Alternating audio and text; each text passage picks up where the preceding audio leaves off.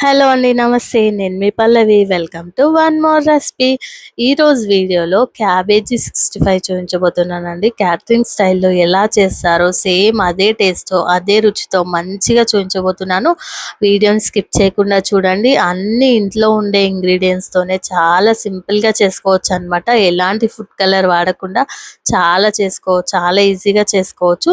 So వీడియోని skip చేయకుండా చూడండి. ఛానల్ ఎవరైనా ఫస్ట్ టైం చూస్తే సబ్స్క్రైబ్ చేసుకొని చూడండి. ఇక్కడ ముందుగా క్యాబేజీని ఇలా తరిగి ఒక మిక్సింగ్ బౌల్లోకి వేసుకోవాలండి. ఇక్కడ మరీ సన్నగా కాదు, అలాగని లావుగా కాకుండా కొంచెం ఇలా మీడియంగా కట్ చేసి వేసేసుకోండి. ఇలా వేసుకున్నాక ఇప్పుడు ఇందులోకి ఒక హాఫ్ టీ స్పూన్ సాల్ట్, కొద్దిగా పసుపు కూడా వేసేసుకోవాలి. ఇవి రెండు వేసుకొని ఇవి రెండు క్యాబేజీకి మొత్తం మిక్స్ అయిపోయి మంచిగా పట్టేలాగా ఒకసారి బాగా గట్టిగా ప్రెస్ చేస్తూ కలుపుకోవాలి. ఇలా కలుపుకొని ఒక 5 మినిట్స్ పక్కన పెట్టేసుకోవాలన్నమాట. ఎందుకంటే ఈ క్యాబేజీలో ఉండే వాటర్ అంతా రిలీజ్ అయిపోవాలన్నమాట మనకి. అప్పుడే క్యాబేజీ 65 కరకలాడుతూ వస్తుందన్నమాట.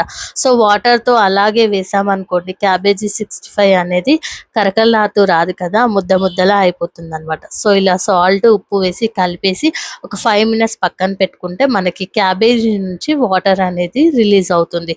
ఇక్కడ నేను ఒక 5 మినిట్స్ తర్వాత చూపిస్తున్నాను చూడండి. ఇలా మళ్ళీ బాగా ప్రెస్ చేస్తూ కలుపుకున్నామంటే మనకి క్యాబేజీ నుంచి వాటర్ అనేది ఇలా రిలీజ్ అయిపోతుంది అనమాట. సో మీరు చేత్తో చేయడం కష్టంగా ఉంది అనుకుంటే ఏదైనా కాటన్ క్లాత్లో వేసేసుకొని గట్టిగా ప్రెస్ చేస్తామంటే వాటర్ అనేది ఈజీగా వచ్చేస్తుంది. ఇలా మీరు ఎంత వాటర్ తీసేస్తే క్యాబేజీ 65 అంత బాగా వస్తుందన్నమాట కరకలాడుతూ. సో ఇక నేనైతే మొత్తం వాటర్ అంతా తీసేసాను. ఇక చూస్తున్నారు కదా, ఇదంతా క్యాబేజీ నుంచి వచ్చిన వాటర్ ఏంటనమాట. నేనేం వాటర్ కలపలేదు. మీరు నన్ను మళ్ళీ కామెంట్లో అడుగుతారేమో ఇదంతా మీరు కలిపిన వాటర్ ఏమో. ఒక్కసారి ఈ రెసిపీని మీరు కూడా ట్రై చేస్తే తప్పకుండా నమ్ముతారండి ఇది క్యాబేజీ నుంచి వచ్చిన వాటరే అని. సో ఇలా క్యాబేజీ నుంచి అంతా వాటర్ అంతా తీసేసి ఒక బౌల్లోకి వేసేసుకున్నాను అనమాట. సో ఇక్కడ నేను వచ్చేసి పచ్చిమిర్చి, అలాగే కరివేపాకు, కొత్తిమీరని ఇలా వేసేసుకున్నాను. పచ్చిమిర్చిని కొంచెం ఎక్కువైనా వేసుకోవచ్చు మీకు నచ్చితే. ఇలా వేసుకున్నాక రుచికి సరిపడా ఉప్పు, అల్లం వెల్లుల్లి పేస్టు, కారం, ధనియాల పొడి, ఇందులోకి నేను కొద్దిగా ఒక 2 నుంచి 3 టేబుల్ స్పూన్ల వరకు మైదా పిండి వేసుకుంటున్నాను. అలాగే ఒక 2 నుంచి 3 టేబుల్ స్పూన్ల వరకు శనగపిండి వేసుకుంటున్నాను. మీరు కావాలనుకుంటే కార్న్‌ఫ్లోర్ కూడా వేసుకోవచ్చు. ఇక్కడ నేను కొంచెం మైదా వేసుకున్నాను.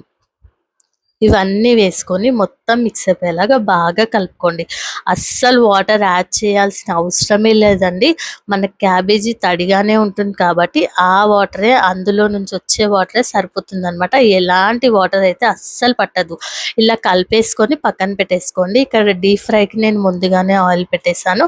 ఇక్కడ వీడియో క్లిప్లో చూపిస్తున్న విధంగా మనం ఆనియన్ పకోడీ ఎలా అయితే వేసుకుంటామో సేమ్ అలాగే ఈ క్యాబేజీ 65 కూడా అలాగే వేసేసుకొని మంటని మీడియం టు హై ఫ్లేమ్లో పెట్టి ఒక 2 నిమిషాలు ఫ్రై చేసుకోండి. ఆ తర్వాత లో ఫ్లేమ్లో పెట్టి మంచిగా ఫ్రై చేసుకోండి కలర్ వచ్చేంత వరకు. అప్పుడు మన క్యాబేజీ 65 కరకలాడుతూ క్రంచీగా వస్తుందన్నమాట.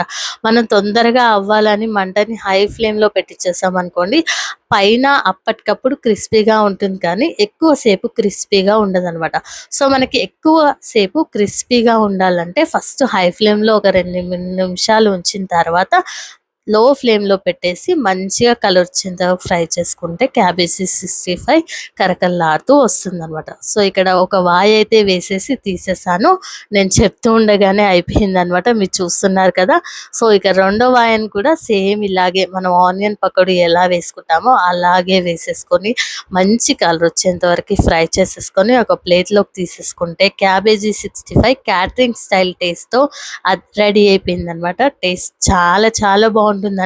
ఇంట్లో ఒక్కసారి ఇలా క్యాబేజీ ఉంటే మీరు కూడా ట్రై చేసి చూడండి. దీన్ని పప్పుచారులోకైనా రసంలోకైనా సైడ్ డిష్గా ఇలా తీసుకొని తినండి. టేస్ట్ అద్దిరిపోతుందనమాట. సో ఈ వీడియో మీకు నచ్చిందనే అనుకుంటున్నాను. మీకు ఎలా అనిపించిందో కామెంట్ చేయండి. ఈ రెసిపీ మీకు నచ్చితే లైక్ చేయండి, ఛానల్ని సబ్స్క్రైబ్ చేసుకోండి కొంచెం. Thank you for watching.